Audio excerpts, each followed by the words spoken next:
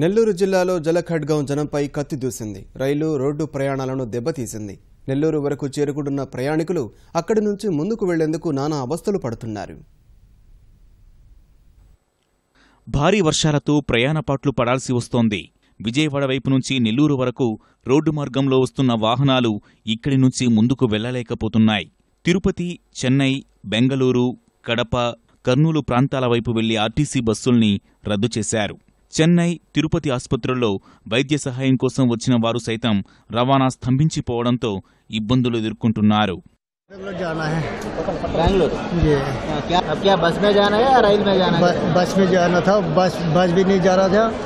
गाड़ी में वो ट्रेन में नहीं जा रहे, ट्रेन में टिकट भी किया हूँ तो वो टिकट वापसी करवा दिया। अभी क्या पूछा, टिकट कैंसिल दिया? कैंसिल कर दिया। తిరుపతి వెళ్ళాలి హాస్పిటల్కి, కానీ బస్సులు లేక ఇక్కడే ఉన్నాం. ఎవరిని? అబ్బాయిని తీసుకెళ్ళాలి. విజయనగరం నుంచి వచ్చామండి. 11 మంది.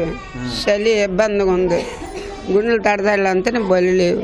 దించేశారని చాలా ఇబ్బంది ఉంది. టౌట్గా ఉంది. గుండెలు దడ తిరగబడిపోతాయి. పిల్ల తల్లితో చిన్న పిల్లలు. నెల్లూరు రైల్వే స్టేషన్ మీదుగా వెళ్లే పలు సూపర్ఫాస్ట్ ఎక్స్ప్రెస్ రైళ్లను రద్దు చేశారు. 3 రైళ్లను మంగళవారం సాయంత్రం నుంచి పునరుద్ధరించారు. డిబ్రూగఢ్ నుంచి కన్యాకుమారి వెళ్లే వివేక ఎక్స్ప్రెస్ ను తొలిగా పునరుద్ధరించారు. ఆ తర్వాత మరో 2 రైళ్లను గూడూరు మీదుగా నడిపారు. సుదూర ప్రాంతాల నుంచి వచ్చి రైళ్ల రద్దుతో చిక్కుకుపోయిన వారంతా చలిగాలులకు గజగజలాడారు. పిల్లలు, వృద్ధులు అవస్థలు పడ్డారు. మేము గుంటూరు నుంచి వచ్చామండి తిరుపతి వెళ్ళటానికి.